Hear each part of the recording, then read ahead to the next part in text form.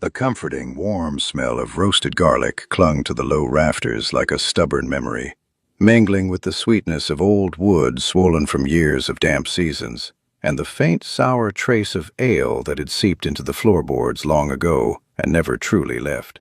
Arthur stood behind the counter, polishing a glass that did not need polishing, listening to the rain crawl over the roof in patient, steady fingers.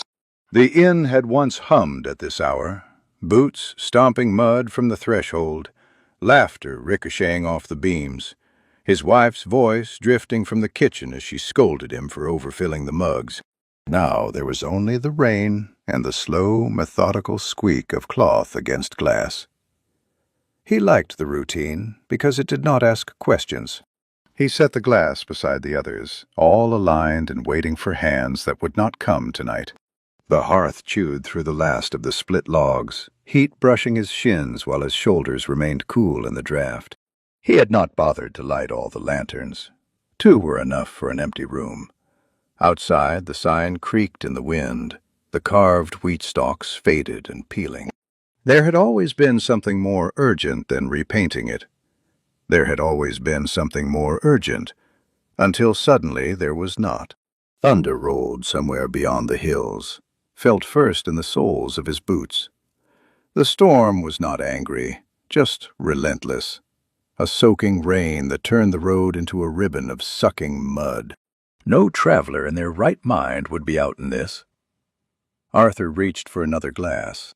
The front door burst inward under the weight of the wind, slamming against the wall hard enough to rattle the shelves.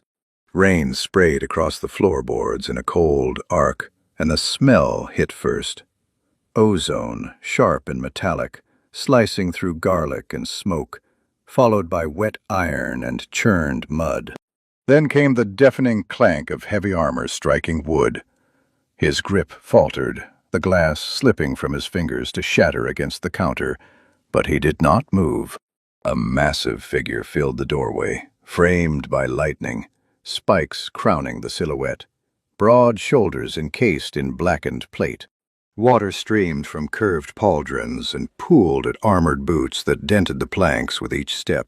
She staggered forward, metal grinding with every motion, the smell of soaked leather and old blood rising as steam curled where rain met the warmth of the hearth.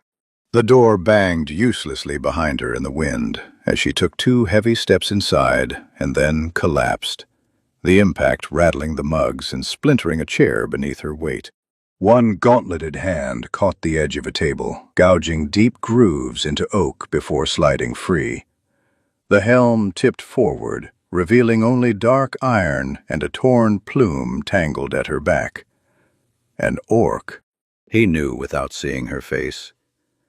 He had glimpsed their kind from distant hills before, moving like living fortresses along ridge roads.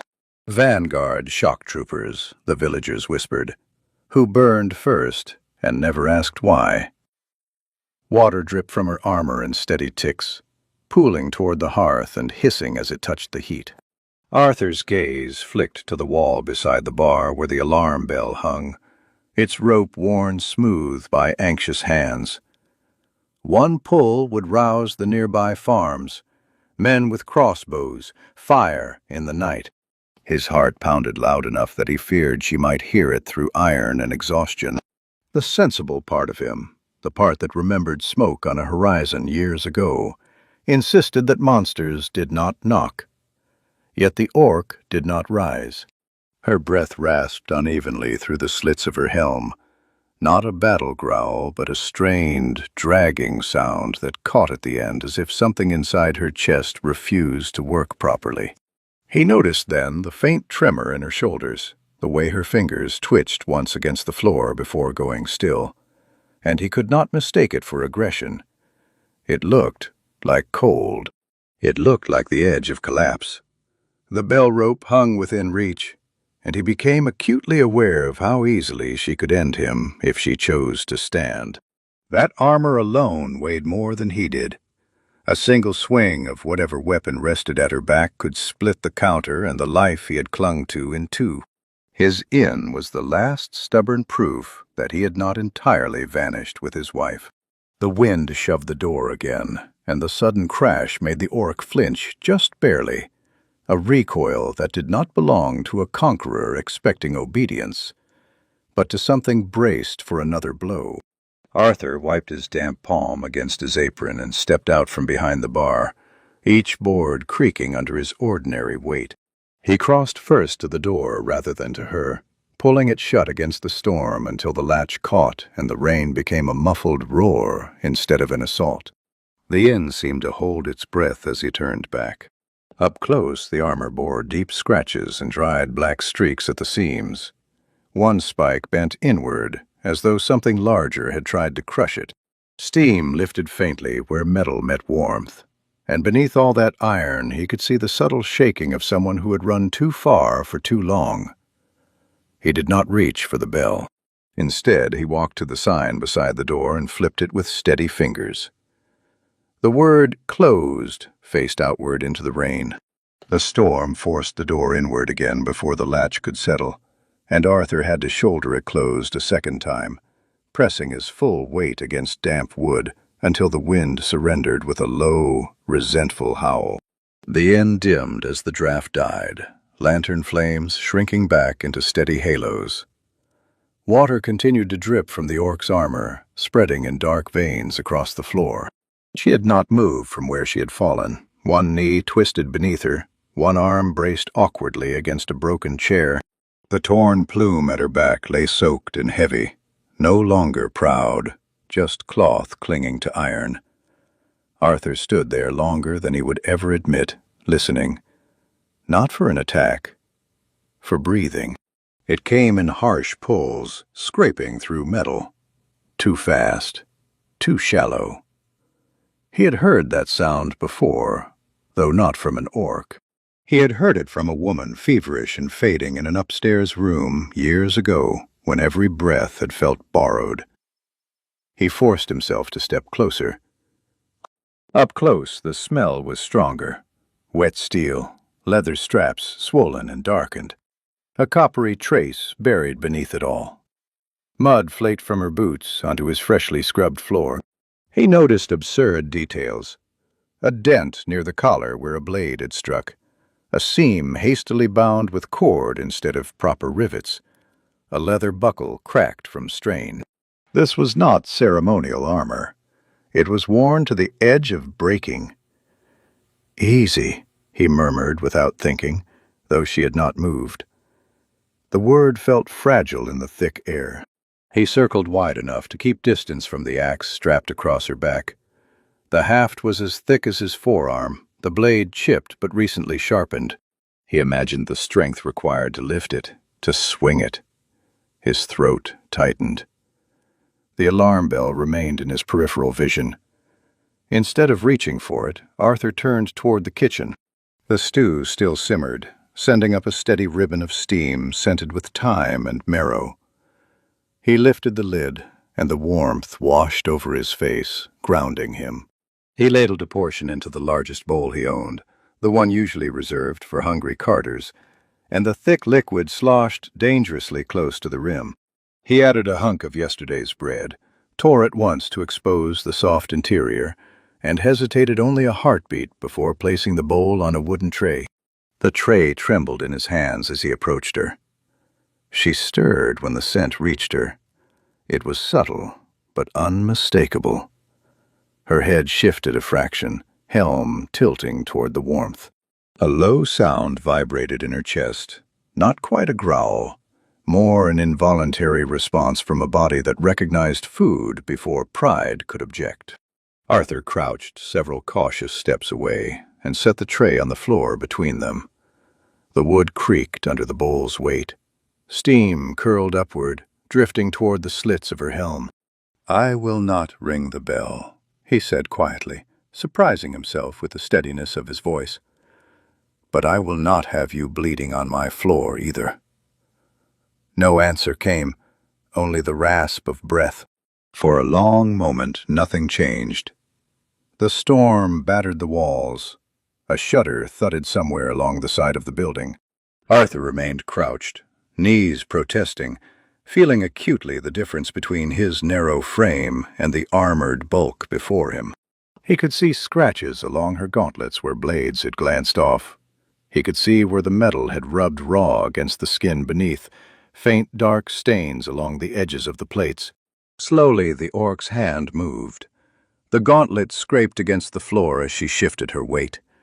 Each motion sounded like grinding millstones. She reached toward the tray, stopped halfway, and instead pressed her palm flat against the boards as if testing their solidity. Her fingers flexed once, gouging shallow lines in the wood before relaxing. She was not certain this was real. Arthur felt that understanding settle over him with uncomfortable clarity. Whatever she expected upon entering a human inn in full war armor, it had not been warmth and stew. "Food first," he said, gentler now. "Questions later." The helm turned toward him sharply at that. He saw his own reflection warped across blackened metal, small, gray at the temples, apron stained with flour and broth.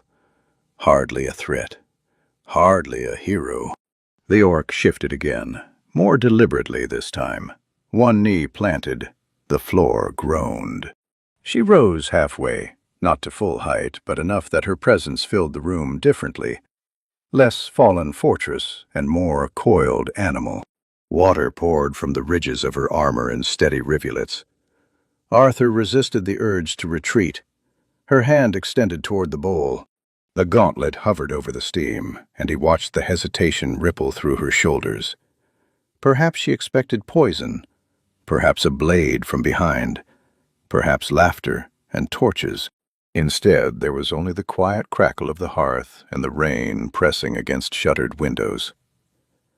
Her fingers closed around the bowl.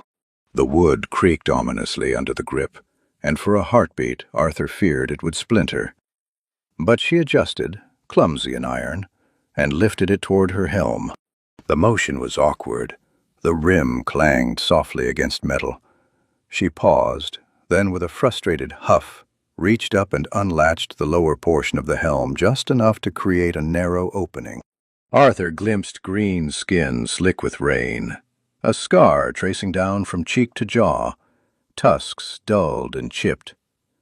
Not a monster from a tapestry, a soldier who had not slept. She drank first, tilting the bowl and letting the broth pour past her lips in greedy swallows. Steam fogged the inside of her helm. A sound escaped her throat, something dangerously close to relief. Then she tore into the bread with a speed that bordered on desperate, crumbs scattering across her armor. Arthur exhaled slowly, realizing he had been holding his breath. The inn felt different now. Not safe, not yet. But altered, as though a line had been crossed that could not be uncrossed. Outside, thunder rolled again, closer this time, and the windows rattled in their frames. The storm was not passing. It was settling in. And somewhere beyond that curtain of rain, the world that had forged her would not be far behind. The bowl was empty before the thunder finished rolling across the hills. Kaelin lowered it slowly this time, as if surprised by its lightness, and stared at the inside as though it might accuse her of weakness. Broth clung to the rim, steam fading into the cooler air of the room. A crumb of bread stuck to the edge of her gauntlet, absurdly small against iron scarred by war. Arthur rose from his crouch with stiff knees and took a careful step closer.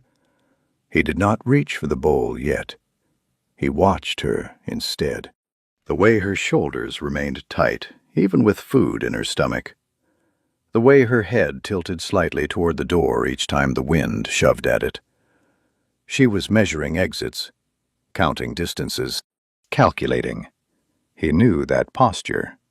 Not from battlefields, but from sleepless nights when he had listened for coughing that would not stop. "More?" he asked, keeping his tone neutral, as though offering a second ladle to a weary farmer. Her helm turned toward him, slowly. He could not see her eyes, only the narrow darkness behind the slit. But he felt the weight of her gaze. The lower portion of the helm still hung unlatched, revealing a strip of green skin along her jaw, and the faint tremor that had not fully left her. She hesitated, not out of pride, out of suspicion. Arthur moved first. He bent and lifted the empty bowl from her grasp. The wood creaked, but held. He turned his back on her as he walked to the kitchen, aware that this was either the bravest or most foolish thing he had done in years. The space between his shoulder blades prickled, waiting for the rush of movement that would mean iron descending. It did not come. Instead, he heard the slow, grinding shift of metal as she adjusted her position on the floor. A low exhale. Not a threat. Just fatigue settling deeper into bone. In the kitchen, he filled the bowl again, adding an extra spoonful of carrots and the last of the shredded beef clinging to the pot. He considered watering it down to stretch what remained, then decided against it. Stretching was for tomorrow. Tonight required solidity. When he returned, she had not moved far. She had dragged herself enough to lean against the leg of an overturned table, one knee raised, one arm braced across it. The pose was defensive even in exhaustion, as if she could spring despite the weight she carried. He set the bowl on the table within her reach this time, testing the risk of proximity. The inn felt smaller with her upright like that. The beams seemed lower. The hearth's glow reached only to the edge of her armor before fading into shadow. Yet for all the iron and spikes, she did not fill the space with menace. She filled it with tension, coiled and uncertain. She reached again, more controlled now, and lifted the bowl without cracking it. The adjustment was subtle, but Arthur noticed. She was learning the fragility of his world in small increments. As she ate, more slowly this time, he fetched a thick cloth from behind the bar and knelt a careful distance away to wipe at the spreading water on the floor. It felt ridiculous, almost insulting to fuss over puddles when a war engine sat in his common room. But routine steadied him. The cloth absorbed rain and mud alike, turning heavy in his hands. He risked a glance up. Her helm was tilted back slightly farther than before, exposing more of her face. High cheekbones, a long scar crossing the bridge of her nose, one tusk chipped at the tip. She chewed with deliberate force, as though daring the food to betray her. "You came a long way in that," he said quietly, nodding toward the armor without looking directly at her. A pause. The only answer was the scrape of wood against metal as she adjusted her grip. He did not press. The storm outside intensified, rain striking the shutters hard enough to sound like thrown pebbles. Somewhere near the stables, a loose latch banged in uneven rhythm. Arthur felt the familiar worry about leaks, about swollen beams and damp rot. But it hovered at the edge of his thoughts. The greater concern was the figure before him, and the invisible trail she might have dragged to his door. She finished the second bowl more slowly, wiping the rim with her thumb before lowering it. This time she did not let it rest on the floor. She held it, staring at the empty curve, as if unsure what came next. Arthur stood and extended his hand. The gesture looked absurd even to him. His fingers were ink-stained from tallying accounts that never balanced, knuckles rough from chopping wood. They looked breakable beside her gauntlet. For a heartbeat he thought she might refuse out of instinct alone. Instead, she placed the bowl into his hand with surprising care. The metal of her glove brushed his skin briefly, cold and slick from rain. The contact was fleeting, but it carried weight. She did not crush. She did not test her strength. She released. Arthur took the bowl and retreated to the counter, setting it down among the polished glasses. He did not turn his back fully this time. He watched her from the corner of his eye as he wiped his hands on his apron. She shifted again, a wince passing across the visible part of her face before she masked it. One hand moved to her side, pressing at a seam between plates where the cord binding had darkened further. Injury. He felt the realization settle like a stone in his stomach. "You are bleeding," he said, not accusing, just stating what the damp stain had already told him. Her head snapped up at that, and for the first time there was a spark behind the slit of her helm that resembled something other than exhaustion. Not fear, not quite anger, something sharper, something trained to respond to weakness with violence. The air between them tightened. Outside, thunder cracked so close it shook dust from the beams overhead. Thunder still shuddered through the beams when she finally spoke. Her voice did not rise above the storm, yet it filled the room in a different way than her armor had. It was rough, scraped raw from disuse or shouting, and it carried a depth that seemed to vibrate in the floorboards themselves. "Why aren't you screaming?" The question was not theatrical. It was genuine, edged with suspicion and something almost like confusion. She did not reach for her axe when she said it. She did not bare her tusks. She simply watched him, hand still pressed against the darkened seam at her side.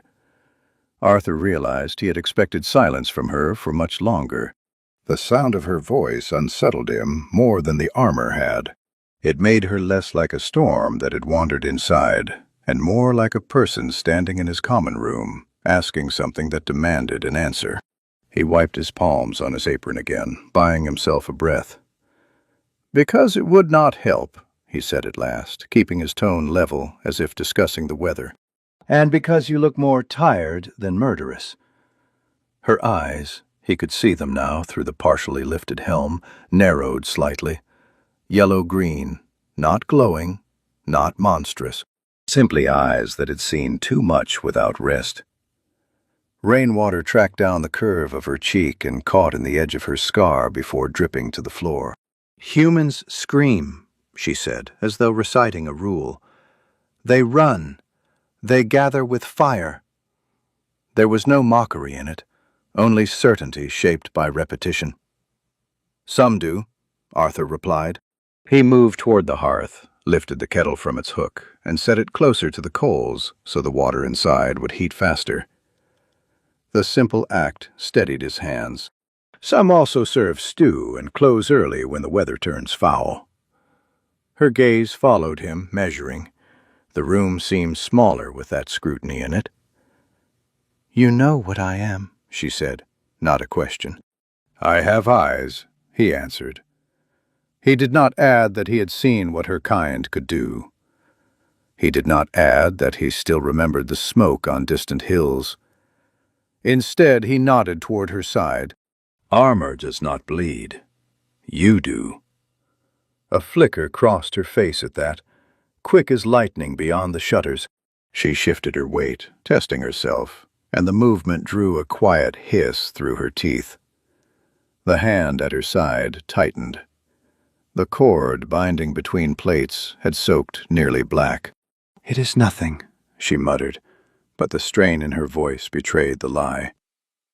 Arthur stepped closer, stopping just outside the reach of her arm. He could feel the heat of her body through iron now, radiating unevenly, feverish beneath cold rain. The smell of wet steel was beginning to give way to something sharper, metallic, and fresh. "Nothing becomes rot," he said calmly. "Rot becomes death. I have no wish to mop that from my floor." Her lips twitched at that, not quite a smile, not quite a snarl. She studied him as though searching for the trap in his logic. Orc custom, he knew in the vague way all border folk did not reward softness. Injury was endured or hidden. Weakness invited challenge. Yet here he stood, offering observation instead of advantage. "You would tend me?" she asked slowly, as if testing each word before releasing it. "I would tend the wound," he corrected. "Whether you stay attached to it is your decision." For a heartbeat the storm seemed to quiet, though it did not truly lessen. The inn held that question between them like a fragile object. Her jaw worked once, and he saw the conflict ripple through her posture. Instinct urged distance, dominance, control. Exhaustion tugged the other way. The simple weight of standing upright appeared to cost her more than she would ever admit. She made a sound deep in her throat, somewhere between a grunt and a reluctant concession. "If you try to bind me," she began. "I will not," he said quickly. "I am fond of my arms remaining where they are." That earned him a sharper look, and this time there was the faintest shift in the air, a crack in the rigid expectation she carried. She lowered her hand from her side, just enough to expose the seam more clearly. It was not a grand gesture. She did not bare her throat or kneel, but she did not cover it again either. Arthur nodded once, accepting the small permission for what it was. He moved toward the shelves behind the bar and retrieved a clean cloth, a jar of honey salve, and a needle he used for mending sacks of grain. The tools looked absurdly delicate in his hands compared to the iron she wore. He approached slowly, giving her time to change her mind. She did not reach for her weapon. She did not stand. She remained where she was, watching him with a focus that felt like standing at the edge of a cliff. The lower half of her helm hung loose now, exposing more of her face, and in the hearthlight the lines of fatigue were unmistakable. Arthur knelt before her, close enough now that he could hear the uneven rhythm of her breathing without the distortion of metal. He reached toward the cord binding the plates at her side, pausing just short of contact. "This will hurt," he said quietly. Her gaze did not waver. "Pain is honest," she replied. Outside, somewhere beyond the rain and the dark road, a distant sound rose and was swallowed by thunder. Arthur did not recognize it yet.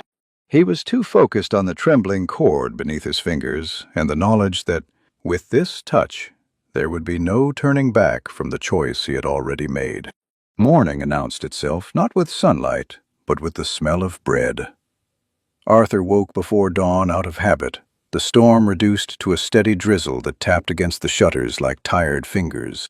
For a moment he lay still on the narrow cot behind the kitchen, disoriented by the memory of iron in his common room.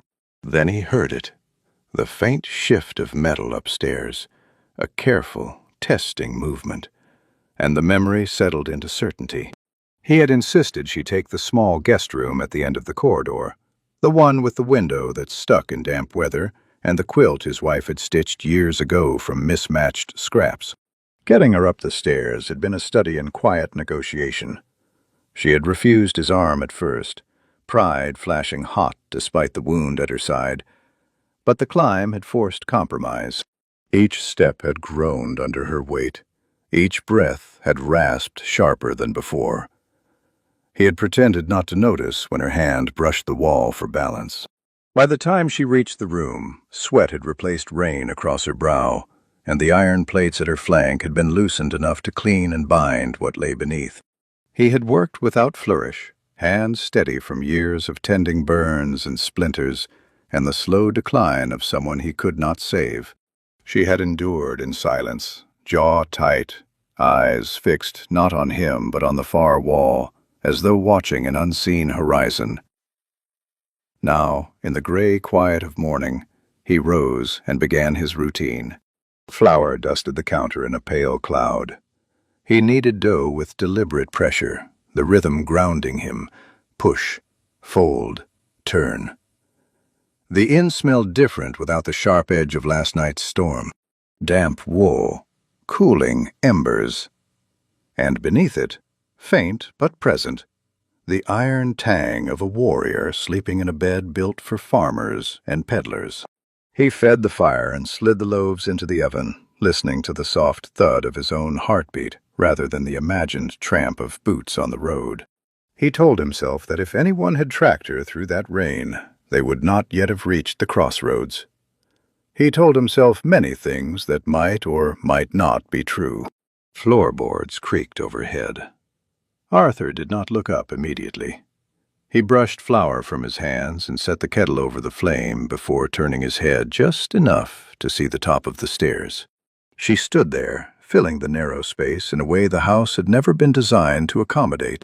Without the full helm in place, her face was unobstructed, though the rest of the armor still encased her. Her hair, dark and heavy, hung damp around her shoulders. The bandage at her side was hidden beneath iron, but he could see the stiffness in the way she held herself. She did not descend at once. She scanned the room below with slow precision, gaze lingering on the door, the windows, the placement of furniture, calculating again, expecting the trap she had not found the night before. Arthur turned back to his dough. "Bread will be ready soon," he said, as though addressing any guest. "If you prefer to leave before that, the road is quieter at first light." The boards complained as she shifted her weight. Then, step by careful step, she came down. The stairs protested but held. When she reached the final step, she paused again, nostrils flaring slightly at the scent of baking grain. Hunger was not as sharp in her expression as it had been, but it had not vanished either. "You did not bar the door," she observed, voice lower now without the echo of the storm. "It is barred," Arthur replied mildly. "From the inside." A flicker of something unreadable crossed her face at that. She moved farther into the room, each step measured, as if expecting someone to leap from behind the bar. Instead, she found him dusting flour from his apron and checking the oven's heat with the back of his hand. "This is not a trap?" she asked, blunt and unadorned. "If it is," he said, sliding the oven door closed, "it is a poorly designed one. I would have chosen sturdier bait than myself." Her mouth tightened, and for a heartbeat he thought she might take offense.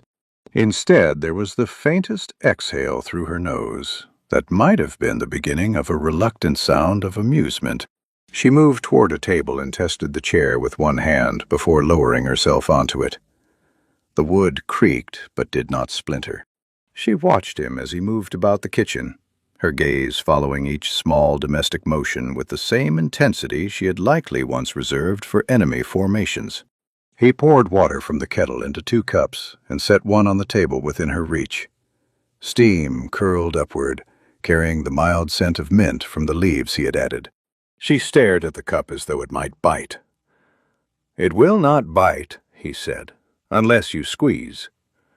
Her hand hovered over the porcelain. The cup looked absurdly delicate beneath her gauntleted fingers. After a moment's hesitation, she removed one glove, revealing a hand broader than his, but marked with calluses rather than claws. The skin was a deeper green than her face, knuckles scarred and thick. She reached for the cup slowly, adjusting her grip with visible effort so as not to crush it. The contrast was almost comical. War-forged hand, thin porcelain, steam rising between them. She lifted it, sniffed cautiously, then took a small sip. Her expression shifted in surprise at the gentleness of the flavor. Not broth, not blood, just warmth. Arthur watched her over his shoulder as he scored the tops of the loaves. She was still coiled, still ready to spring at any sudden noise, but she had come down the stairs. She had sat at his table. She had accepted a cup without demanding proof it was not poisoned. Outside, the drizzle thinned further, revealing the washed, clean yard beyond the window.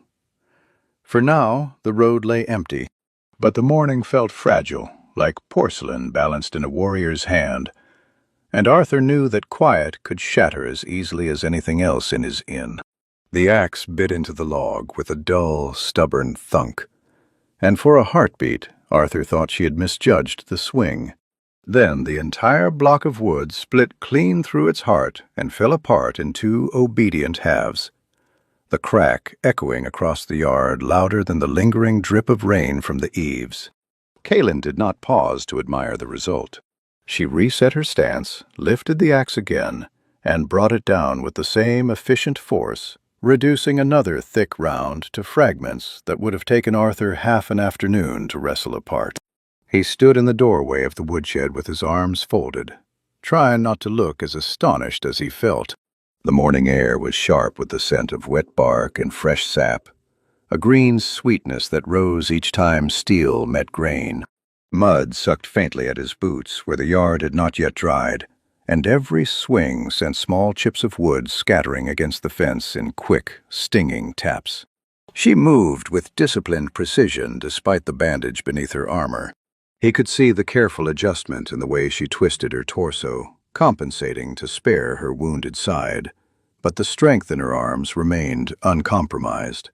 "You will split the stump next," he called mildly, leaning his shoulder against the frame. "And then I shall have to explain to the carpenter why my chopping block resembles kindling." She shot him a sideways look, sweat darkening the strands of hair at her temples. "Your blade is dull," she replied, almost accusingly, before driving it down again. The log did not resist. It surrendered. "It has managed adequately for years," he said, though he made a mental note to sharpen it before winter.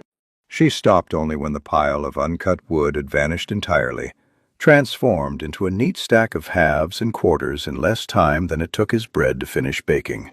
Steam rose faintly from her shoulders despite the cool air, the exertion bringing color back into her face that had been absent the night before. The yard, which usually felt too large and too empty, now seemed contained by her presence, as though the simple act of work anchored her more firmly than rest had. Arthur stepped forward and tested one of the split pieces with his hand. Clean. Even. He glanced at the untouched stack of wood meant for the coming weeks and then back at her. "That was meant to last a month," he said. She wiped the back of her wrist across her brow, leaving a faint smear of sawdust on green skin. "Then you will not need to cut it again," she answered, as if the logic were self-evident. He could not argue with that. Instead, he bent to gather the pieces, surprised by their manageable weight now that they had been reduced. She moved to help without being asked, lifting armfuls that dwarfed his, and carrying them toward the shed. The contrast between them felt almost theatrical. His careful, measured steps against her longer stride, his modest bundle against her towering stack. But there was no mockery in it. She did not rush him. She did not comment on the difference. She simply adjusted her pace to match his. Inside the shed, the scent of dry wood and old straw enveloped them. Dust motes drifted in the thin light, filtering through the slats. She set her load down with deliberate gentleness, stacking each piece in straight lines rather than the haphazard heap he might have made. Discipline showed even here, in the quiet task of arranging fuel. When they stepped back into the yard, she flexed her fingers once, rolling her shoulders as if reacquainting herself with her own strength. There was satisfaction in the set of her jaw, something steadier than the wary tension she had carried downstairs that morning. Work, it seemed, was a language she trusted. Arthur brushed wood chips from his sleeves. "You need not repay me," he said, though he already suspected the statement would fall flat. Her gaze sharpened immediately. "Nothing is without cost," she replied. The words came too quickly to be casual. They were learned, ingrained.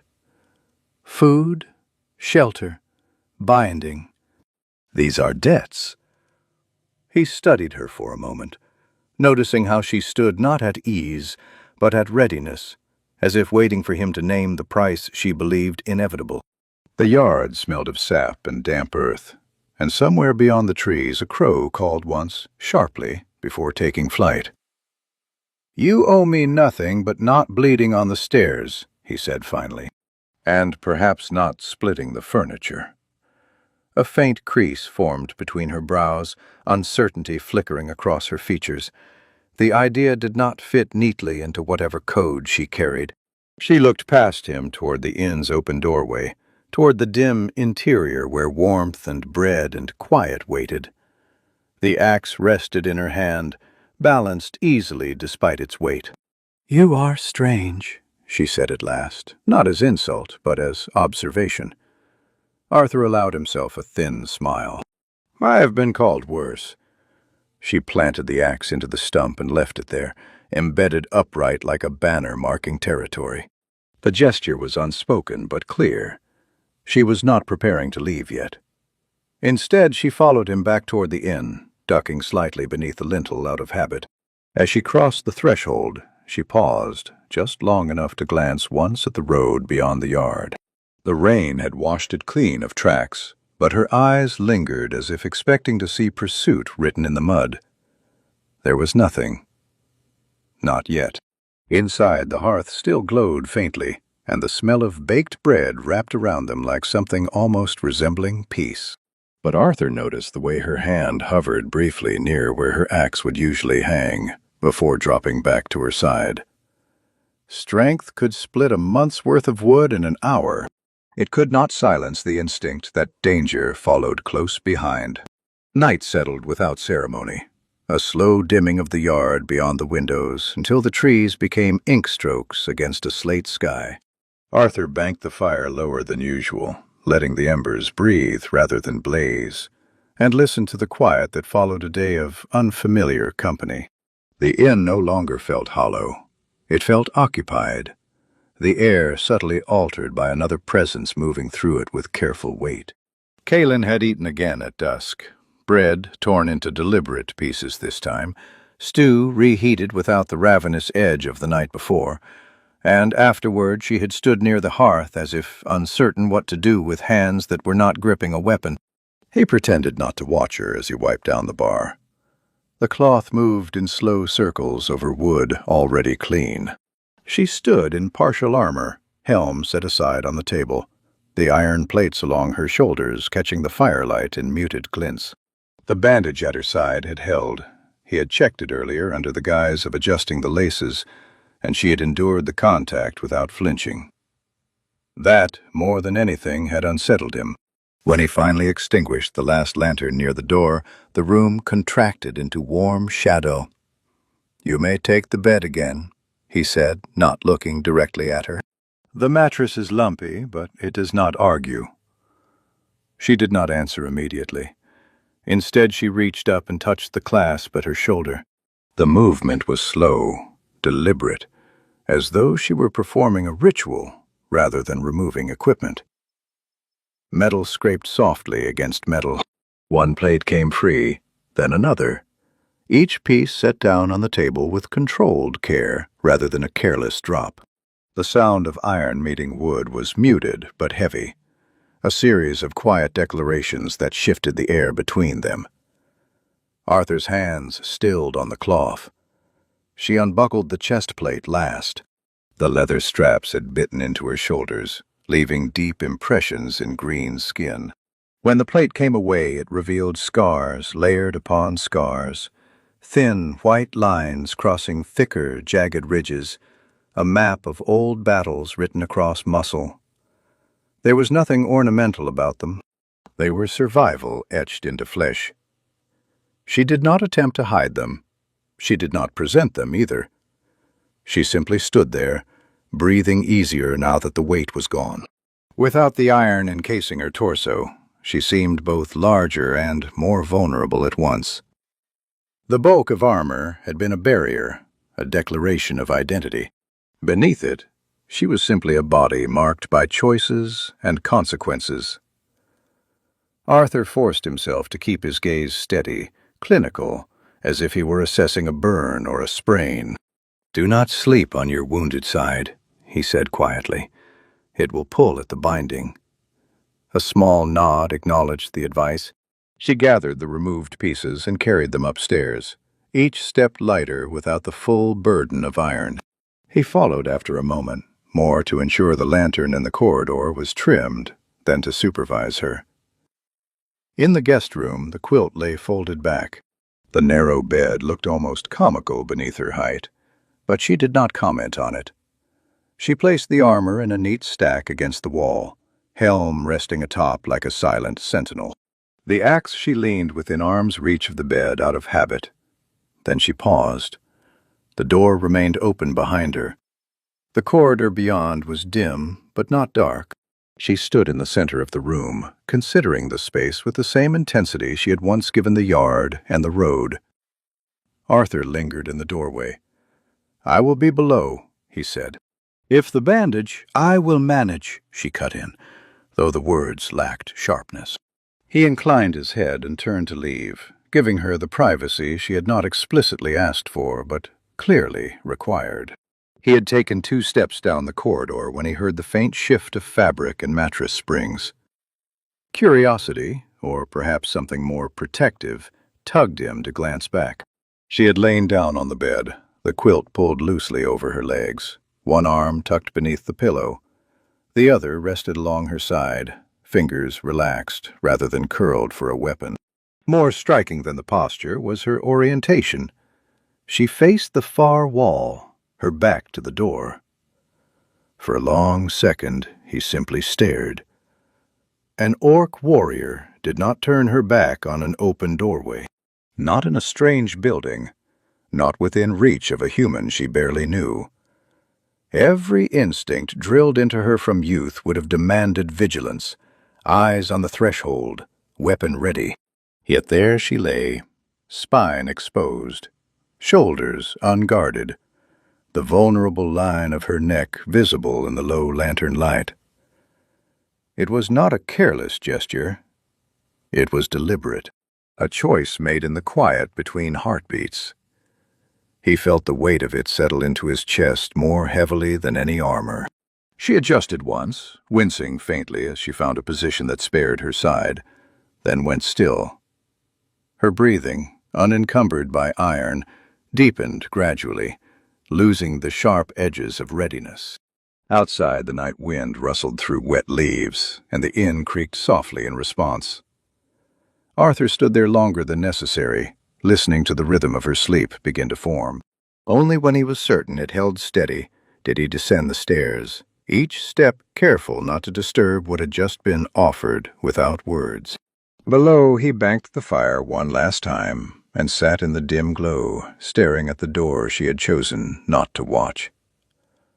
In that simple turning away lay something more binding than any oath. And as the hours deepened and the inn settled around him, he realized that whatever pursued her would not find the same unguarded threshold. The kettle rattled softly as it began to simmer, the thin lid trembling with each small burst of steam, and Arthur adjusted it by instinct before it could clatter loud enough to wake her. Dawn had come pale and reluctant, light filtering through low clouds that still threatened rain but held it back for now. The inn carried the layered scents of wood smoke, steeping herbs, and the faint metallic trace that lingered wherever armor had rested overnight.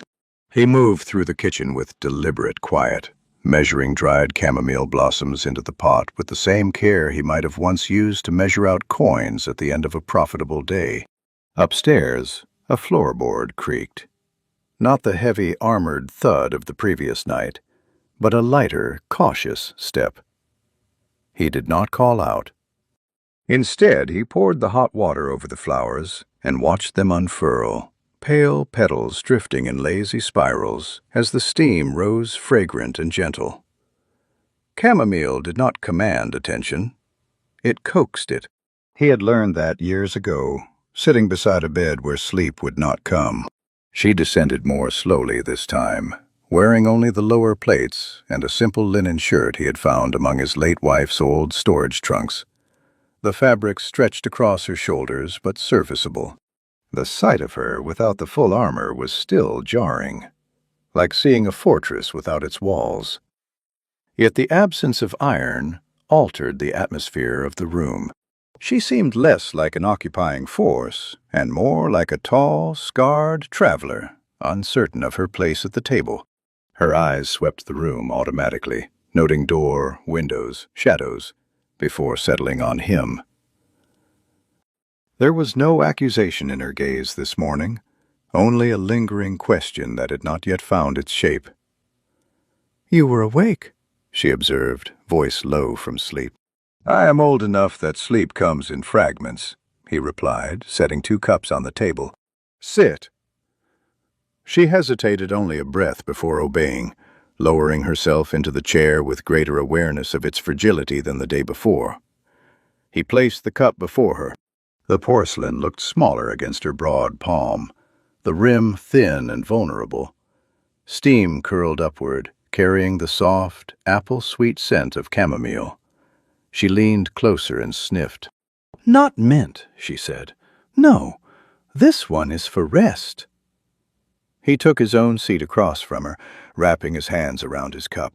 "It quiets what the mind insists on replaying." Her gaze sharpened faintly at that, but she did not challenge the implication.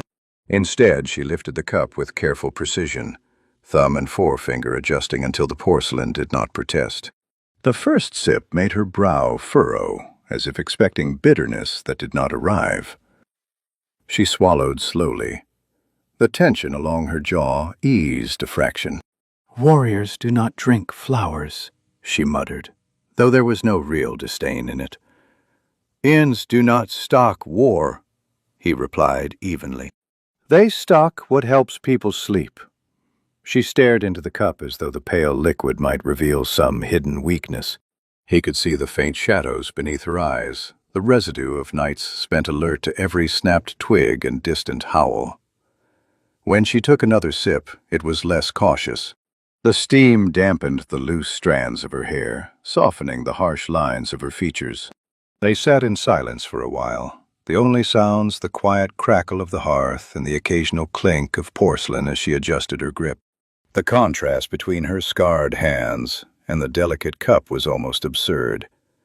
Yet she treated it with growing care, as if testing the possibility that not everything required force. "Your breathing changed," he said after a time, keeping his voice neutral. "In the night." Her fingers tightened slightly around the cup, though not enough to crack it. "I did not cry out," she replied, defensive but not angry.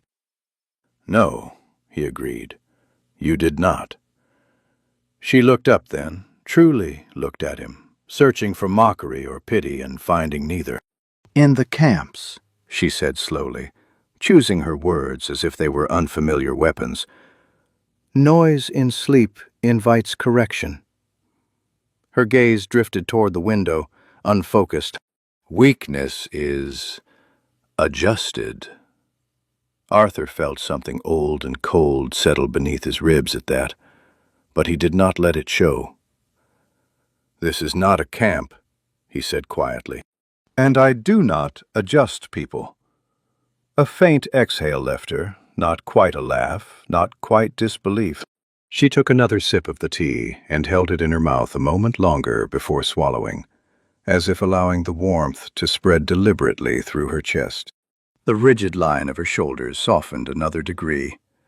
He reached for the small jar of honey and slid it toward her. "If it is too plain." She eyed the jar suspiciously before dipping the tip of her finger into the golden thickness. She tasted it cautiously, then added a small measure to her cup. The transformation in her expression was subtle, but unmistakable. Surprise gave way to something almost childlike in its brief brightness before she masked it again. Outside, a breeze stirred the damp leaves, carrying the clean scent of washed earth through the slight crack in the shutter. The road beyond remained empty. For now. She finished the cup more slowly than the stew she had devoured days ago, savoring rather than consuming. When she set it down, she did so with deliberate gentleness, aligning it with the edge of the table, as if respecting an unspoken boundary. "You give shelter as if it costs nothing," she said at last, her tone no longer sharp but contemplative. "It costs wood," he replied dryly, "and tea. And occasionally my patience." Her eyes narrowed slightly, then softened again in a way that suggested the beginnings of understanding. She did not thank him. Orc pride would not allow such a simple offering. Instead, she reached for the kettle and refilled his cup before her own, a gesture so small it might have gone unnoticed by anyone not watching closely. Arthur noticed. And as the morning light grew steadier and the inn settled into a rhythm that almost resembled normalcy, he allowed himself the fragile thought that trust, like chamomile, did not arrive in force. It steeped. The fire had burned low to a bed of steady coals when Arthur found himself speaking of her without intending to. The words slipped out between the ordinary sounds of evening. The scrape of a spoon against a bowl, the soft thud of wood settling in the hearth, as though the presence across from him had shifted something long sealed. Kaylin sat at the table with her armor laid out beside her for oiling, sleeves of the borrowed linen shirt rolled back to reveal forearms crisscrossed with pale scars. She worked methodically, cloth moving over iron in slow, circular strokes. The smell of oil sharp but clean. He had meant to comment on the weather, perhaps the state of the road, but instead he heard himself say, "My wife used to complain that I burned the stew." The words hung there, fragile as steam. Kaylin did not interrupt.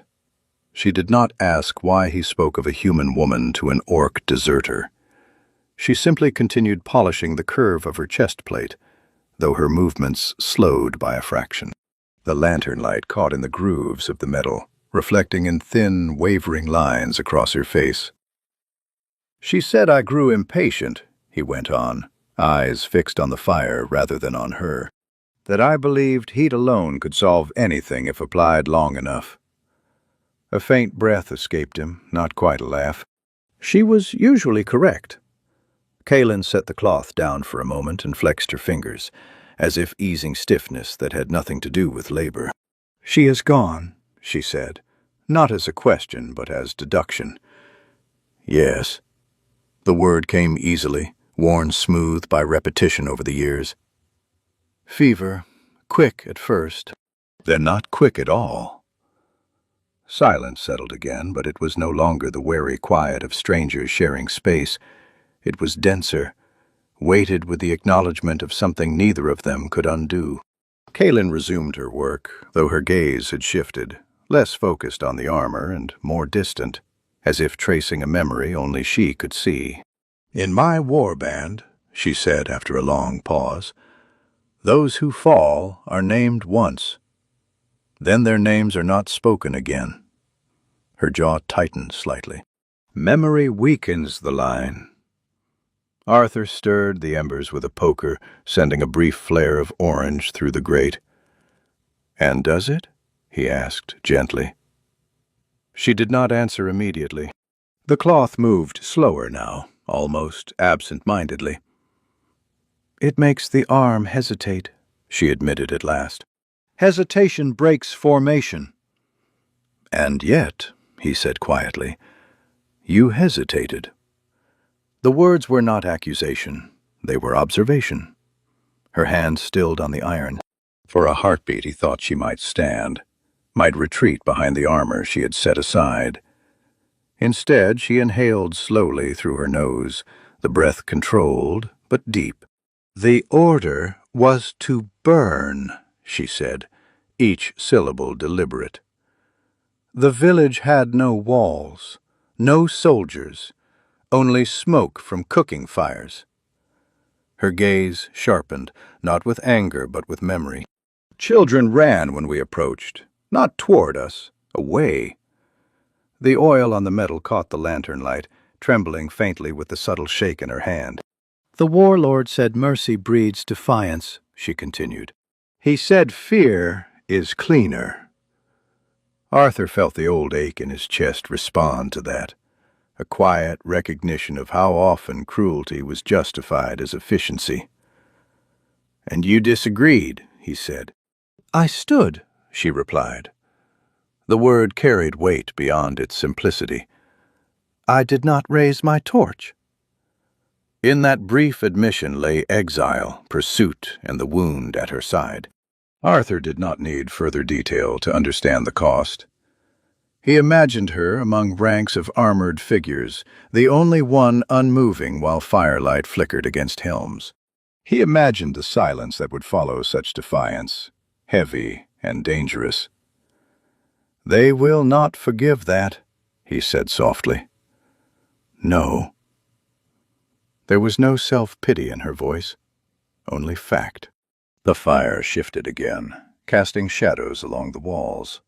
Arthur realized that what bound them was not similarity of strength or culture, but the shared knowledge of loss, chosen and unchosen. He had lost his wife to illness he could not fight. She had lost her place among her own by choosing not to destroy. "You understand," she said quietly, studying him with an intensity different from suspicion. "You kept speaking her name." He nodded once. "I still do. To the empty room. To the bread when it rises properly." He allowed himself a small, almost embarrassed smile. "It does not weaken the loaf." A faint crease appeared between her brows, then smoothed. She reached for the chest plate again, but instead of resuming polishing, she traced one of the deeper gouges along its surface. "In my tongue," she said slowly, "there is a word for a warrior who breaks formation to protect what is not ordered protected." She hesitated, as if weighing whether to share it. "It is not praise." "And yet you did it," he replied. Her gaze lifted to meet his fully, and for the first time there was no wall of iron between them. "I did." Outside, the wind shifted direction, carrying with it a distant sound that might have been nothing more than branches scraping together. Arthur felt the faintest tightening along his spine, but he did not rise. Not yet. Kaelin resumed oiling the armor, but her movements had changed. They were slower, more deliberate, as if tending not just metal, but the choice it represented. The inn felt smaller around them, but not confining, more like a boundary drawn willingly. Arthur leaned back in his chair, listening to the quiet rhythm of cloth against iron and the steady breath of someone who had once been taught that mercy was weakness, and was now discovering it could also be defiance. Somewhere beyond the darkened yard, the world that had shaped her continued to move. He could almost feel it drawing nearer, though no hoofbeat yet broke the night. The howling began as a thin thread of sound woven through the wind, so faint that Arthur at first mistook it for the hinges of the stable complaining again. He paused with the poker mid-air, head tilted, listening past the crackle of the hearth. Kaelin heard it the same moment he did. Her hand froze on the oiled curve of her chest plate, fingers tightening until the cloth twisted in her grip. The sound rose again, longer this time. Not the lonely call of a farm dog, but something layered, harmonized in a way that spoke of training rather than instinct. Tracker hounds.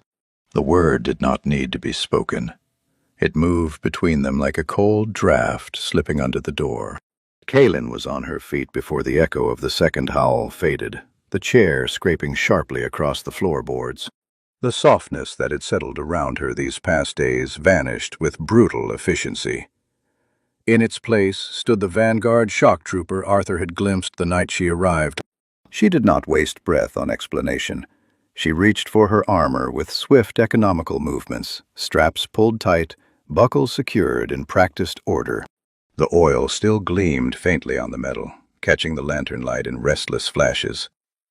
The howls multiplied, closer now, cutting through the thick air of impending rain. A new storm gathered beyond the hills, low clouds rolling in fast, carrying the metallic tang that precedes a downpour. Arthur felt his pulse hammering in his throat, loud and unhelpful. He moved toward the window and eased the shutter open a fraction, just enough to peer through. In the yard, darkness pooled between the trees. Then he saw them. Shadows moving with purpose along the road's edge, low to the ground, noses lifted. One paused near the fence, head snapping toward the inn. Even at a distance he could sense the discipline in their formation. These were not strays. Behind them, shapes on horseback emerged through the mist. Mercenaries. Cloaks plastered to their backs by the damp air, weapons strapped high to keep them dry. The warlord's reach had extended farther than Arthur had hoped. They tracked through rain, he murmured, more to himself than to her. Kaelin finished fastening her chest plate and reached for her helm. "They will not stop," she said, voice stripped of its earlier quiet. "They will burn this place to flush me out." The statement was not threat, but certainty, born of intimate knowledge. Another howl split the air, so close now that the window glass trembled. The first heavy drops of new rain began to fall, striking the roof in irregular bursts before settling into a steady drumming. The scent of ozone returned, sharp and immediate, mixing with the familiar smells of garlic and smoke. Arthur shut the shutter firmly and turned back into the room. His mind raced, not with heroics, but with practical calculations. Distance to the cellar, weight of the brewing vats, how quickly water could be brought to boil. He had always known this inn as a collection of tasks, sweep, cook, mend, but now he saw it as terrain. Kaelin had slung her axe across her back, the blade resting near her shoulder like a promise. She stood near the center of the room, listening to the pattern of movement outside. The hounds had spread out, circling, testing. "They will knock first," she said. "They will demand. If you deny, they will search." Arthur's gaze drifted briefly to the door, then to the trapdoor behind the bar that led to the root cellar. The space beneath held sacks of potatoes, jars of preserved beans, and enough shadow to swallow a body if one crouched low. Lightning flashed, illuminating the yard in stark white for a heartbeat. In that brief glare, he saw the hounds clearly, lean, muscled, jaws parted in silent anticipation. One raised its head and bayed, the sound slicing through wood and bone alike. A fist pounded against the door, not tentative, commanding. "Open in the name of the warlord," a voice called from beyond the storm, muffled but unmistakably human. Kaelin's posture shifted, weight settling into a stance that could launch forward in an instant. Arthur felt the fragile peace of the past days collapse inward, replaced by the raw edge of decision. The fire snapped loudly behind him, sending a spray of sparks upward. The pounding came again, harder, the door shuddering on its hinges. The hounds' howls braided with the rain, forming a relentless chorus. Arthur swallowed once, tasting smoke and fear. Outside, the voice called again, sharper now, edged with impatience. "We track a deserter." She entered here. Kaelin's eyes met his through the dim light, and in them he saw not just readiness for battle, but a flicker of something else, an unspoken question of whether this sanctuary had truly existed or had merely been a pause before pursuit resumed. The door frame groaned under another blow, wood splintering faintly near the latch as the storm pressed closer and the hunters waited for an answer. The fist struck the door again, harder this time, and a thin crack split the wood near the latch, splinters falling like pale teeth onto the floorboards. Arthur did not look at the damage for long. He looked at Kaelin. She had already shifted her weight toward the entrance, one hand hovering near the haft of her axe, jaw set in a familiar line of someone prepared to step into violence without hesitation. Rain hammered the roof in a steady roar now, drowning subtler sounds, but the hounds' low growls pressed through it, close enough that he could almost feel their breath beneath the door. "I will go," she said, voice low and controlled. "I will draw them away from the building." The simplicity of it struck him like another blow against the wood. She would leave, lead them into the storm, fight or flee until they ran her down, and his inn would stand intact, but emptier than before. The thought moved through him with surprising clarity. He did not want the inn intact, without her in it. "No," he said. She turned sharply, disbelief flashing across her features. "You do not understand. They will tear this place apart for me." "They will tear it apart regardless if they believe you are here," he replied, stepping toward her instead of away. His hand closed around her forearm before he could reconsider, fingers barely circling even half its breadth. The contact was impulsive, desperate rather than calculated. "And if you step outside, they will not stop at capture." Another blow rattled the door, and a voice snarled something indistinct over the storm. Her muscles tensed under his grip, not in threat, but in readiness to pull free. "Release me," she said, though there was strain beneath the command. Arthur held on. He was acutely aware of the absurdity, his narrow hand against a warrior who could snap him in two. Yet she did not wrench away. She could have. Instead, she hesitated, just long enough for him to speak again. "You chose not to burn a village," he said, the words tumbling out faster now. "I will not hand you over to men who would." The pounding intensified, wood splintering louder. The latch would not hold much longer. Kaelin searched his face as if expecting to find calculation or self-preservation there. Instead, she found fear, yes, but not for himself alone. The realization flickered across her expression and unsettled her more than the noise outside.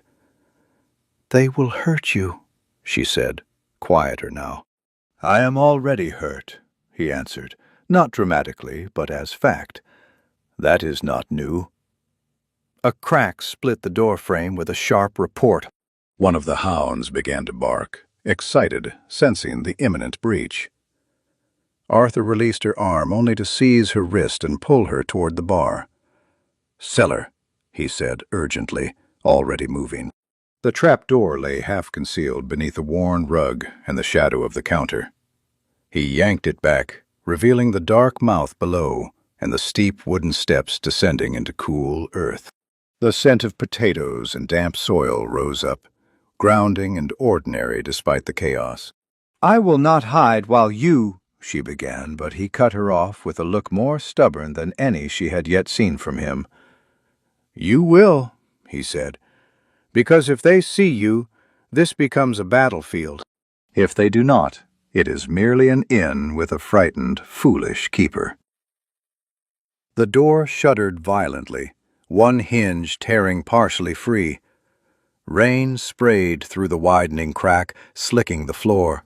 She stared at the cellar opening, then back at him, pride warred with practicality across her face. In her world, hiding while another faced confrontation was disgrace. In this one, it might be strategy. "They will smell me," she said. "Then let them smell stew and ale and wet dog," he snapped, more sharply than he intended. "I have lived with worse sense." Another crash, and the top plank of the door splintered inward. Time fractured into sharp, narrow choices. Kaelin's jaw clenched. Then, without further argument, she stepped toward the cellar. The movement was abrupt, decisive. She ducked beneath the counter and descended the first step, then paused long enough to meet his eyes once more. There was no apology in her gaze, no gratitude spoken, but something heavier. Acknowledgement. "Bar it," she said.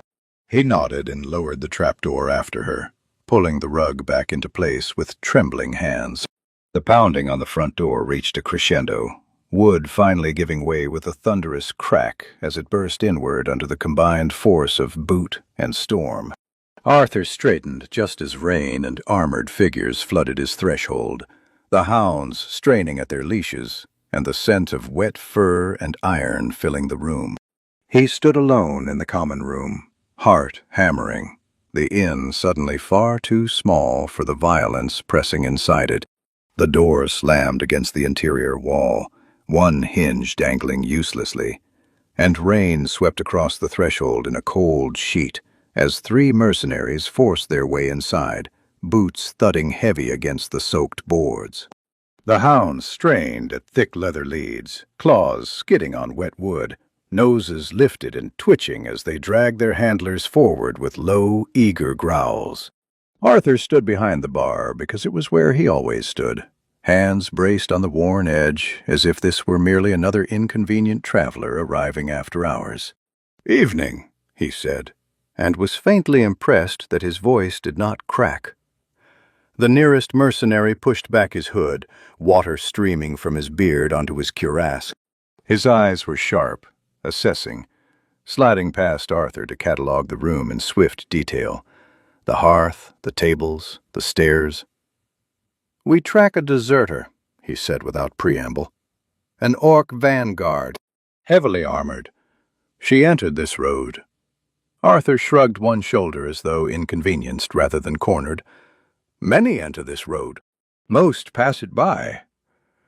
One of the hounds lunged forward suddenly, nose dragging along the floorboards toward the center of the room where Kalen had stood not minutes before. The handler jerked the leash tight, but the animal persisted, whining deep in its throat. The second mercenary narrowed his eyes. "She was here," he said flatly. "We can smell iron." "Blood." Arthur snorted softly. "You kicked my door in and brought wet beasts inside. If you smell iron, it may be from your own boots. As for blood, I cut my thumb on a broken mug last night. Clumsy of me." He lifted his hand, displaying a small bandage wrapped around his thumb, a genuine injury from days before, now suddenly useful. The lie tasted bitter on his tongue, but he did not allow it to show. The first mercenary stepped closer to the bar, water dripping from the hem of his cloak onto the floor Arthur had scrubbed so often. "We do not have time for humor," he said, voice low and edged. "The warlord's command is clear. Deserters are returned." "And I have no deserters," Arthur replied evenly. "Only stale bread and a broken door." Behind the bar, beneath the rug and wood, the cellar lay silent. He forced himself not to glance toward it. Instead, he reached for a rag and began mopping at the rainwater pooling near the threshold. An absurd gesture under the circumstances, but one that anchored him to routine. The hound strained again, pulling toward the center of the room, then veering toward the stairs. One let out a sharp bark, claws scraping against the first step. Arthur's stomach tightened. "Search," the bearded mercenary ordered. They moved with efficient brutality, overturning chairs, kicking open cupboards, boots thudding against the stair treads as one ascended to the guest rooms. Arthur remained where he was until a rough hand seized his collar and dragged him forward across the bar's edge. Splinters bit into his palms as he stumbled. The mercenary's breath smelled of wet leather and impatience. "If you lie," he said quietly, "we will burn this place, beam by beam." The threat was not theatrical. It was simple procedure. Arthur swallowed, tasting smoke that had not yet been lit. "You are welcome to inspect my beams," he said, though his pulse hammered painfully at his temples. "You will find them old and unremarkable." A crash sounded from upstairs as a door was thrown open. A moment later the mercenary descended again, irritation etched across his face. "Empty," he reported. "No sign." The hounds circled now, restless, noses sweeping the floor in widening arcs. One paused near the bar. Arthur felt the world narrow to that single point of tension. The animal sniffed along the edge, then lifted its head, whining, as if confused by overlapping scents. Stew, ale, damp wool, human sweat layered thick from years of habitation. The handler tugged sharply. "Move!" he snapped at the beast, jerking it away. The bearded mercenary studied Arthur's face for a long, uncomfortable moment. Rain continued to lash through the broken doorway, wind stirring the lantern flames until shadows jumped erratically along the walls. "You live alone?" he asked abruptly. "Yes," Arthur answered. The word carried weight he did not have to fake. The mercenary's gaze flicked once more around the room, lingering on the hearth, the stacked wood, the simple domestic details that did not suggest hidden warriors. He released Arthur's collar with a shove that sent him stumbling back against the counter. "If we learn you have aided her," he said, "we will return." Arthur steadied himself, forcing his breathing into something resembling normalcy. "If you return as paying guests," he said hoarsely, "I may even fix the door before then." One of the mercenaries barked a humorless laugh, but the leader did not smile. He jerked his chin toward the exit. "We continue the trail," he ordered. The hounds were dragged back toward the storm, still uneasy but compelled to obey. Within moments, the room was emptier again, save for the rain and the gaping wound where the door had been. Arthur remained motionless until the last hoofbeat faded into the downpour. Only then did his knees begin to tremble in earnest, the delayed reaction sweeping through him with cold efficiency. He leaned heavily against the bar, staring at the ruined threshold and the churned mud tracked across his floor, listening for any sign that they had not gone far after all. Beneath his feet, the cellar waited in absolute silence, and the weight of that silence pressed upward against the fragile boards between them. The silence did not last. One of the hounds howled again, closer than before, and Arthur's head snapped toward the open doorway just as a shadow detached itself from the rain and surged back across the threshold. They had not gone far at all. The bearded mercenary returned first, eyes narrowed, suspicion sharpened by something the animals had not been able to resolve. "The scent breaks here," he said coldly. "It does not continue down the road." Arthur's heart lurched painfully. He had misjudged their patience. The second mercenary shoved past him without waiting for permission, boots slipping slightly on the wet boards as he strode toward the center of the room.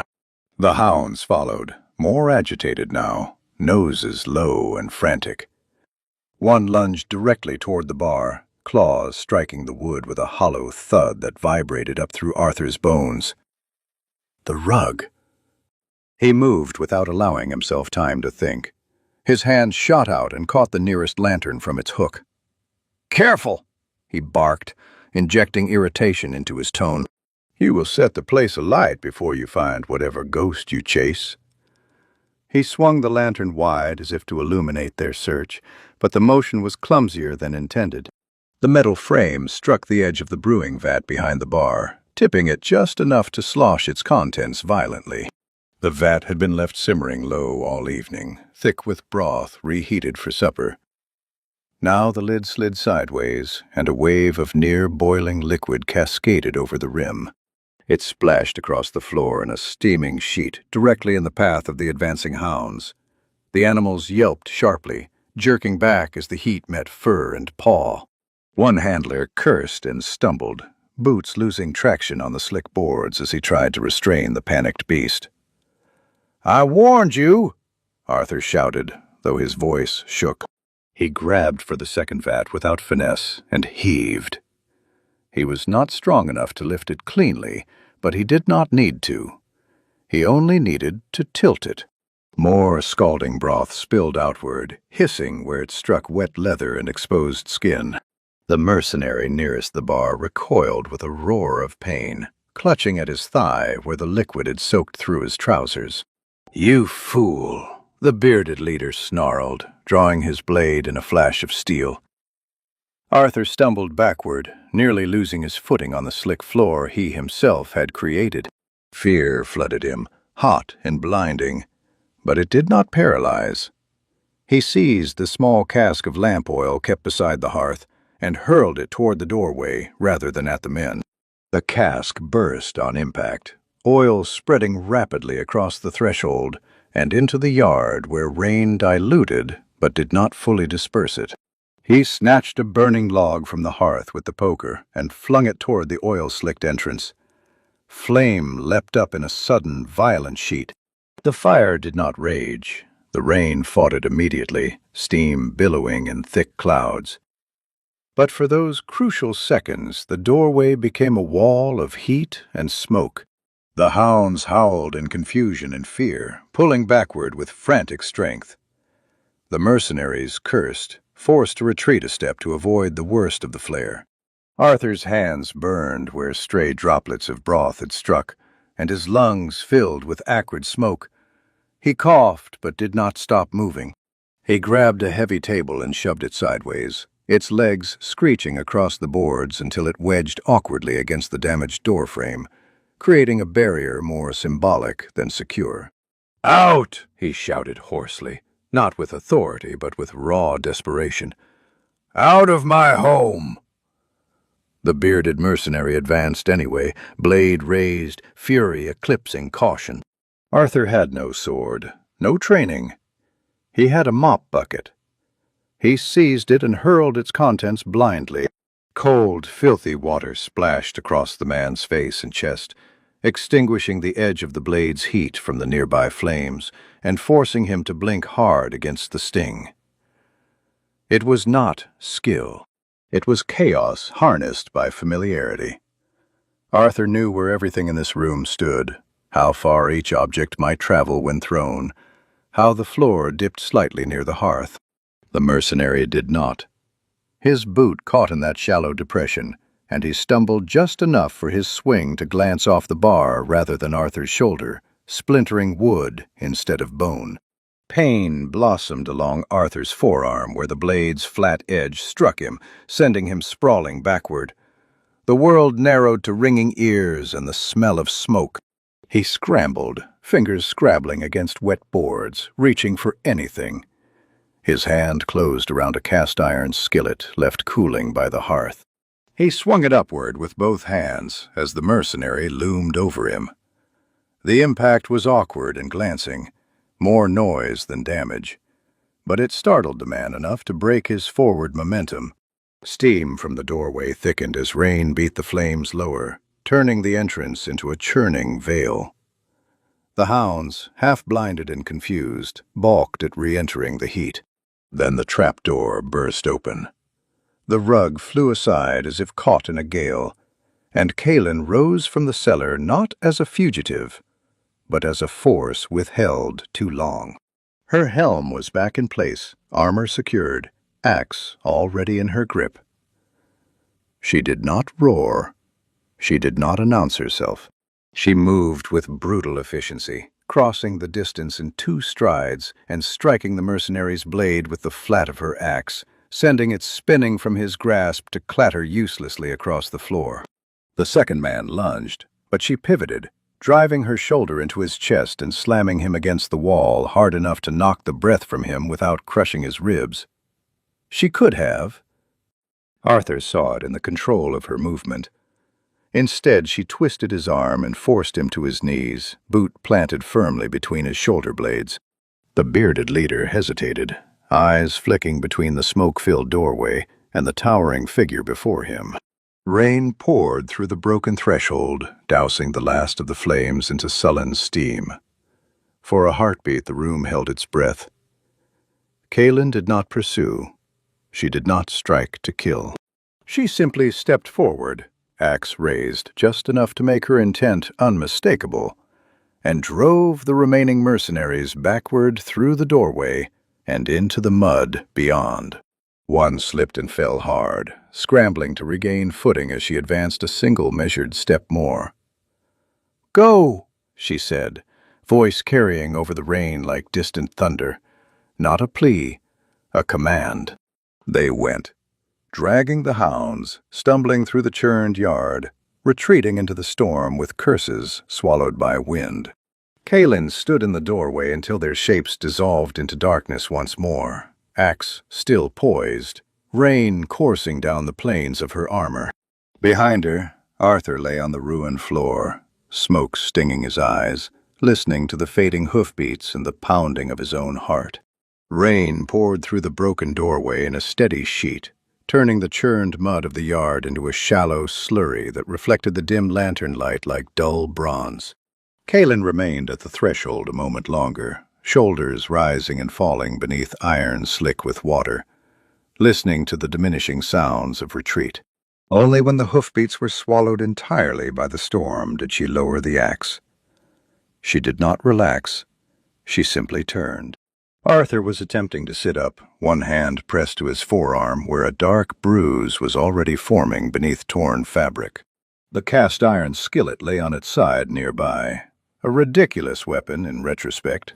The common room looked as though a drunken brawl had torn through it. Tables overturned, broth and oil streaked across the floor, the door hanging crooked and split down the center. Steam still clung low to the boards, mingling with the smell of smoke and wet fur. She crossed the distance between them in 3 strides and dropped to one knee beside him, the impact of armor against wood heavy but controlled. Her gauntleted hand hovered near his shoulder, hesitating just short of contact. "You are injured," she said, the statement sharper than before, but threaded with something less impersonal. "I have had worse from falling off a ladder," he muttered, though his voice wavered as he tried to push himself upright. Her hand closed around his upper arm then, firm and unyielding, but careful not to squeeze. She lifted him with ease, as though he weighed no more than one of the logs she had split that morning. He felt the strength in her grip, contained rather than flaunted, and for a fleeting, absurd second, he thought of how gently she had held the porcelain cup. She guided him to a chair that still stood and crouched to examine his forearm. The torn sleeve revealed angry red skin already swelling. She removed one gauntlet with her teeth, spitting it aside so her bare fingers could probe the injury with greater sensitivity. Her touch was surprisingly precise, tracing along bone, testing for fracture. When he winced, she stilled immediately. "It is not broken," she concluded. "I am pleased to hear it," he replied dryly, though sweat cooled rapidly against his skin now that the surge of fear had ebbed. She rose without another word and strode to the doorway, slamming what remained of it shut against the rain before dragging the heavy table back into place as a makeshift brace. The storm still forced water through the cracks, but the immediate deluge lessened. She returned and began righting the overturned chairs, movements economical despite the chaos. There was no commentary, no expression of outrage at the damage. She simply set things upright, as if restoring order to a battlefield after the fighting ceased. Arthur watched her through the haze of lingering smoke.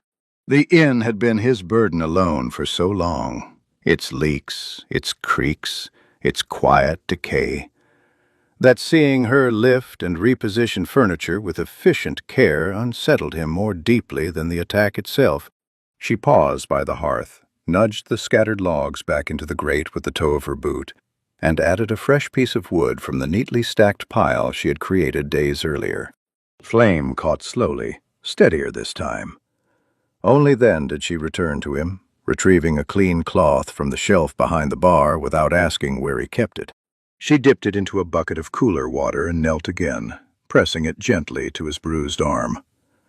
The chill bit sharply, drawing a hiss from between his teeth.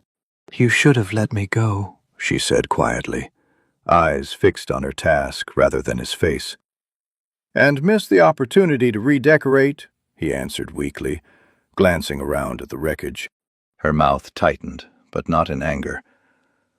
"They will return," she said, "with more." "Perhaps," he conceded. "Doors can be mended." She looked up at that, rainwater still clinging to the edge of her hairline. There was mud along the hem of her armor, steam rising faintly where heat from the hearth met soaked iron. "You are not a warrior," she said, not unkindly. "No," he agreed. "I am an innkeeper." The distinction hung between them. She studied him as if reassessing an unfamiliar tactic. He had not fought with skill. He had fought with pots and fire and stubbornness. He had not struck to kill, only to drive away. Her hand shifted from his arm to his shoulder briefly, a grounding pressure, not possessive, not commanding, simply there. "You stood," she said after a moment, echoing her own earlier confession. He met her gaze, exhaustion and something warmer threading through him. "So did you." Outside, the storm began to ease, rain softening to a steady patter rather than a roar. Inside, the inn smelled of smoke, wet wood, and the faint sweetness of chamomile still lingering in the air. Kaelin rose once more and retrieved a broom from the corner. Without comment, she began sweeping splintered wood and shattered glass into a rough pile, each stroke deliberate.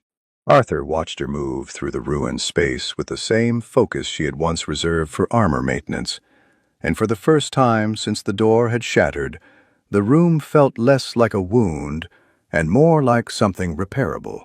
He attempted to stand again, wincing but determined. She noticed immediately and shifted closer, not to lift him this time, but to steady the chair as he found his footing. The gesture was subtle, almost invisible, yet it altered the balance of the room as surely as any axe blow had.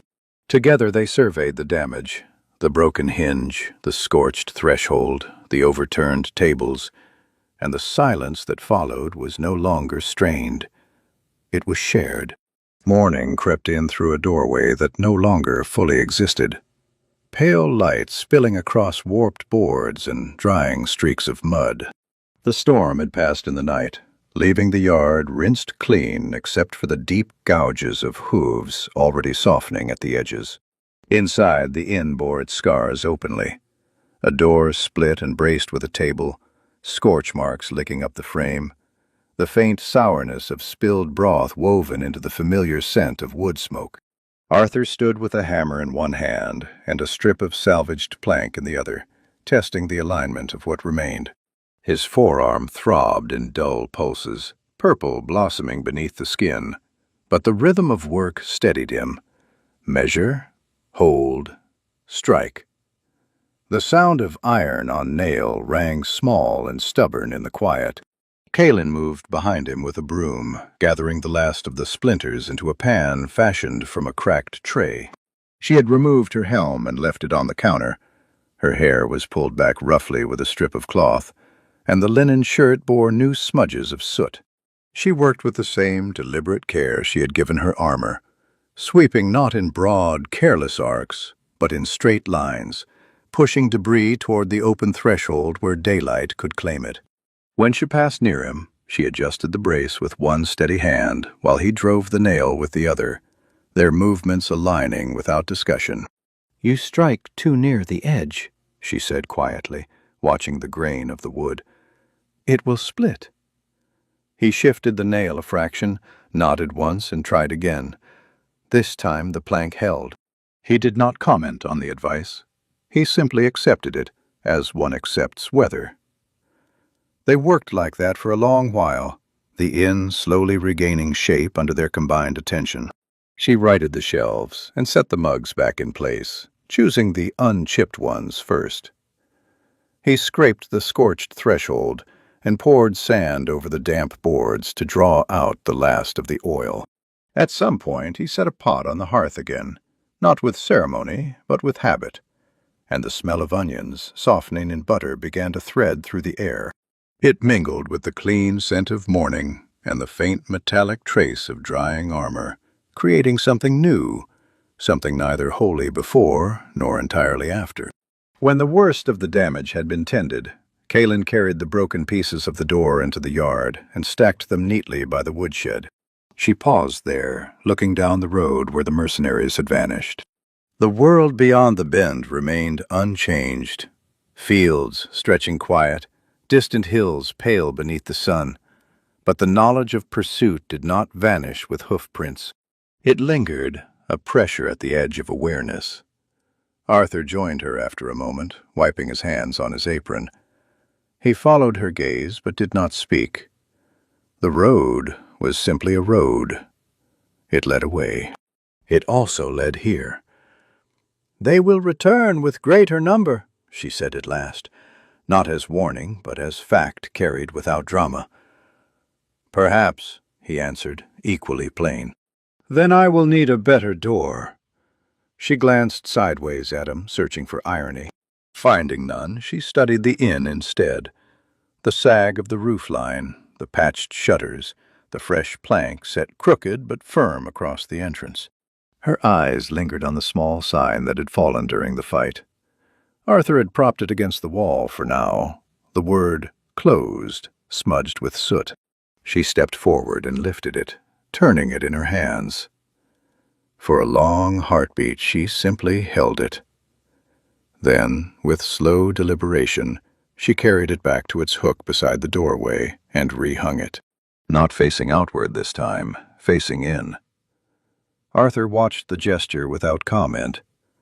The wind stirred lightly through the yard, catching at the hem of her shirt and the edge of his apron alike. She returned to the common room and picked up the broom again, sweeping a final line of dust toward the threshold before setting the broom aside.